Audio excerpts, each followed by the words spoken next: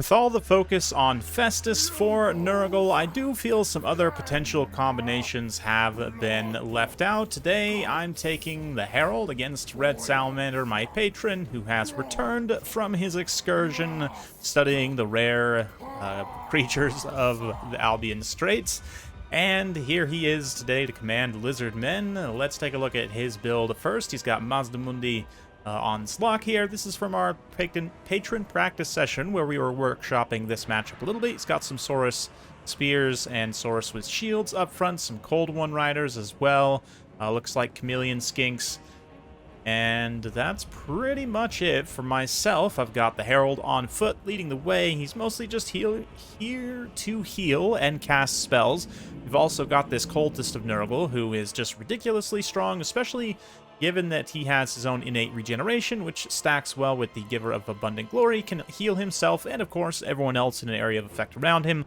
Also has this Icon of Eternal Virulence that will charge up while he's in melee, giving an additional weapon strength and missile and speed debuff, basically stacking on top of poison, which then also stacks with the Barons of the Bog, who give an additional minus 25% weapon strength and an additional vigor refresh in that AoE as well. So just stacking them all in an unholy blob.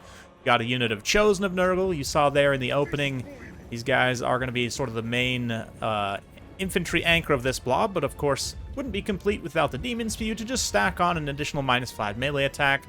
Got some Nurglings and a couple of Toads for additional mass and numbers, and that's pretty much it. Some Marauder Horsemen scattered around, a couple of Hounds as well, for some tactical flexibility. But yeah, it's going to be a disgusting grind, definitely. And I've used this build in a couple of different matchups now in land battles, and I do think for certain factions it can be very tough to deal with. Certainly the, if we go in ultra cinematic cam here, the Cultist on the Nurgle Shrine I think is very, very strong.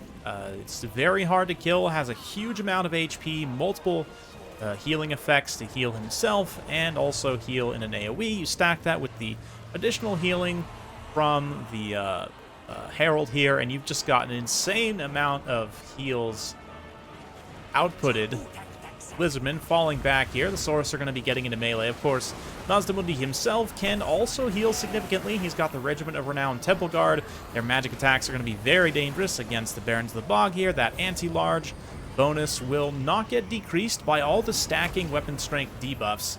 You know, the bonus versus X will not get decreased at all by that, so they'll still be able to get some hits against those Toads. Of course, anything with charge bonus as well. Charge bonus is not going to be reduced by those weapon strength debuffs. Nice AoE damage also from Mazdamundi, as he drops a huge banishment. Unfortunately, does a lot of friendly damage to that Saurus, but also wrecks quite a bit of Toads and the Demon Spew. I can throw a heal over there momentarily, but right now the Chameleon Skinks and Cold One Riders just kind of sitting back, screening. He actually flanked me here and is able to collapse with multiple Cold One Riders into this little pocket, doing some nice damage to those Plague Toads. We're going to throw a heal on the Demon Spew there, just a straight fleshy abundance, and it looks like Apotheosis being spammed on the Star Chamber Guardians. I definitely think for Red Salamander here, the best use of his magic is just going to be to spam on Apotheosis on those guys. Harmonic Convergence will also help to a degree, although with those weapon strength debuffs stacking up can still be potentially tough. But right now I've got the Cultists over here and the Bog Barons over here, so there's not a lot of overlap between the two to get the true full stack. Although, I mean, again, Chosen quite a bit of HP, just slugging it out here with Temple Guard in the center. Let's get up close. Mazdamundi also trying to dish out whatever damage he can. The problem is any damage that he does to these single entities is going to be pretty easily recoverable. Like, the Lizardmen don't have a lot of burst damage here. Their best case scenario is just going to be to grind me down. These Chameleon Skinks firing also into Marauder Horsemen of Nurgle. The extra HP and the missile block chance will help them be somewhat more resilient to that Chameleon Skink fire than other units would be. But here I'm very impressed with how, despite, you know, fighting Saurus Spears and Cold One Riders, these Toads and the Forsaken are holding up quite well. If we look, the Lizardmen tend to have low attack anyway, but like these Saurus Spears, only 19 attack with that Cloud of Flies active, plus you see with the Wasting, Sickness, and the Icon of Virulence both fully charged, and Poison, they're down to just 27 weapon strength. So kind of the main strength of the Lizardmen, their high weapon strength being significantly degraded here, and then of course their chance to hit also being degraded. It's just generally quite rough for them, but let's see. Certainly Mazdamundi's huge HP and armor, and Nurgle's lack of direct anti-large armor piercing could be very rough for me to deal with. And it's one thing that Zach and Red Salamander, yeah, so something that we agreed was very strong in this matchup. Likewise, the Regiment of Renowned Temple Guard are also doing pretty good, have racked up quite a bit of damage value, haven't actually killed that many models of the Chosen there very critically. You can see they still have 56 models online and plenty of healing cap space left as well. A lot of my army's been crumbled. I mean, obviously the Nurglings have been gone, but like here, a little bit of a mistake, I think, by Red Salamander. I mean, he's going to net and then drop a banishment, which, you know, to a degree I understand, but I think probably at this point it's better off for him to just try and save his AoE damage and wait for maybe an endgame blob or other situation like, you know, drop it right here. And likewise, the Winds of Magic used to net there is significant. I mean, think about the Winds of Magic cost here. 9 Winds of Magic, and he doesn't have that much power reserve left, right? Only 10 reserved left now with 30 Winds of Magic available in the pool. Now, that's a lot of apotheoses, right? That's, what, 6 apotheoses? If you allocate all of your Winds of Magic to that and not cast any more nets, which should be enough to heal cap the Star Chamber Guardians here. But the problem is, you know, if more Winds of Magic are used on those nets, that's going to cut the amount of healing that you can output. And in a sustained grind like this, it's very important to get as much as possible. Harmonic Convergence will help them resist some damage in melee, up to 84 melee defense. Absolutely insane. You know, the Chosen won't be making good contact with them. The problem is that the Lizardmen are also just not outputting a ton of damage here. Million Skinks have used up all of their ammunition, though, have managed to stay safe and probably generate some great value. We'll have to check into that. Unfortunately for the Lizardmen, just the healing on Nurgle is so ridiculously strong. I'm able to sustain through all of that damage output and still have some Toads alive very critically. And, of course, the Unholy Blob still fighting with the Chosen, the Herald, and the Unholy Icon of Virulence, or whatever you want to call this thing. That's actually specifically the item, but you know what I mean. The big old war shrine here. Such a strong unit, and that's even after they nerfed healing effect, I think. Did they actually directly nerf the healing effect, or am I thinking they only nerfed the damage from the Slanesh Shrine? I actually forget, but anyway.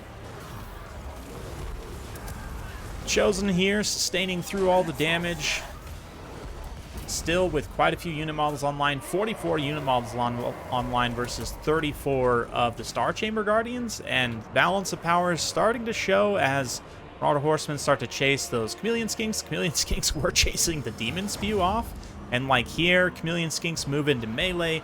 They will apply some poison to those Toads, but the Toads with their high weapon strength and anti-infantry bonus will be able to cut up the Chameleon Skinks pretty quickly. And although the Cold One Riders are a decent enough support unit, that weapon strength debuff down to only 30 weapon strength. It's just so painful.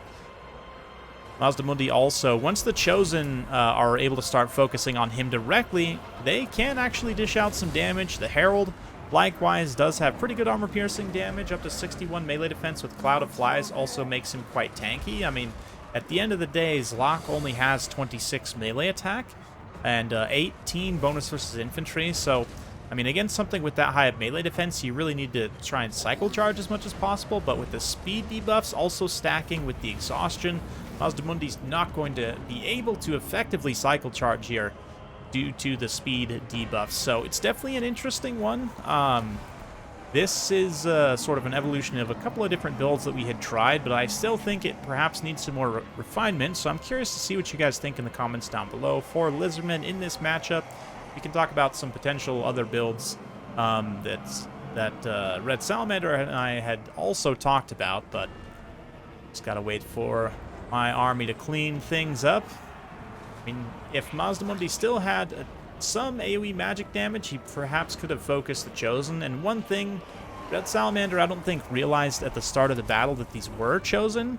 Maybe he would have played it a little bit differently, like, you know, just avoiding the engagement with the Star Chamber Guardians and Zlak initially, maybe trying to engage somewhere else with them, break a few more of my units so you can get more of an isolation in the late game, or else just allocate, like, all the banishments, all the ruination of cities, you know, all the AoE damage from Mazdamundi directly to the Chosen, rather than putting it on those other units. But, you know, it's one of those things you live and learn. Against a faction with similar unit cards like Chaos, you always got to check at the start of the battle. Make sure you check all their units and note anything of high value. Here, definitely for the Lizardmen, I think the Healing Temple Guard seems quite strong, and I do think perhaps had Zach allocated, or sorry, Red Salamander allocated all of his resources healing-wise there, could have done well. The Saurus also do okay, but I almost wonder if you were to go more elite and just go with like a tiny box of Temple Guards, if that's perhaps going to be a little bit better. You would be vulnerable to a drain from Festus, but I don't know. Festus isn't as common of a pick anymore since they nerfed him significantly. Yeah, the Chameleon Skinks also do pay for themselves, as do the Cold One Riders. Not quite, but mostly. The Cold One Riders is one thing, it's tricky because them protecting the Chameleon Skinks is important, so I might take two, but I might cut the other one, use the funds to upgrade a couple of these to Temple Guard, and then maybe go from there. There's also the other school of thought, and I apologize I didn't show my own army damage values there. I know probably some of you wanted to see that, so maybe I'll splice in a little screen right now with it. Okay, so the Nurgle Herald got some decent enough value, just grinding there in melee, but obviously the Chosen, with a lot of healing and other value dumped into them, almost 3,000 damage value themselves. Herald doesn't do much except heal and debuff, but the Bog Barons actually managed to output some pretty decent damage as well as debuffing that blob. For the rest of my army, some stuff is cost-effective, some stuff is not cost-effective. Most everything else struggles. Really, I mean, most of the power is in this kind of central death blob. And then the Lizardmen we kind of looked at already. Temple Guard, Mazdamundi gets some great value. A lot of the other units do struggle. The lack of anti-large AP is definitely something very real for Nurgle. So something you perhaps could do would be like go with a Mazdamundi, Apotheosis. Maybe you'd take Harmonic Convergence as well. You could probably cut Roiling Skies. It's unlikely you're going to see like a Plague Herald on the fly or any other kind of flying lord here. Is fairly unusual. I'd keep the rest for sure though. And then it's tempting to also take Comet perhaps, but it's pretty easy to dodge even for slow Nurgle troops. Also don't really need the missile resistance here, although plus 10 melee defense is nice. I don't know, we'll think about that. But something you could do, which is going to be prohibitively expensive but might actually work, would be to take like a Dreadsaurian. That super high weapon strength getting debuffed, though, I don't know if this is actually going to be that effective of a piece against Nurgle, but that massive HP pool healing with Mazdamundi and kind of the double huge fighting pieces together, it's just a lot for Nurgle to have to deal with. And then you come in here and grab like a couple of Temple Guards, maybe you grab some Pterodon Riders for support, so you have some missile pressure from the air. And, you know, you can kind of juice them up to be somewhat safe from, like, Furies and stuff. Maybe take a couple of Skink Cohorts just to round things out. That is a very kind of all-in monster build. And I should say I haven't actually tried it against Nurgle, but it's something that we had talked about as being a possibility. Let me know what you guys think about this, if this would work better or worse against Nurgle. Maybe you need to figure out how to bring Rev Crystal just to really maximize the healing on all three of them and kind of go from there. Alternately, you know, if you just want to maximize healing in general, you could technically take, I don't think there's any rules against this in land battle rule sets, double Rev Crystal plus Mazdamundi, which is a ton of healing, right? And then from there, you could go like triple Temple Guard, you know, you've got your Air Skirmish, maybe take some other flexibility, you know, maybe a few more Skink Cohorts or whatever. There's different things you could do, but something like this might not be bad also. Let me know what you guys think in the comments down below. It's definitely an interesting matchup. I do think Lizardmen have some good tools here, but Nurgle's resilience and the healing and their melee power can cause Lizardmen some issues for sure. So let me know what you guys think in the comments below. Hopefully you enjoyed this. If you like this sort of content, be sure to like, subscribe, hit that bell notification button. Every time I upload a new video, you'll be notified. Thanks again. See you next time.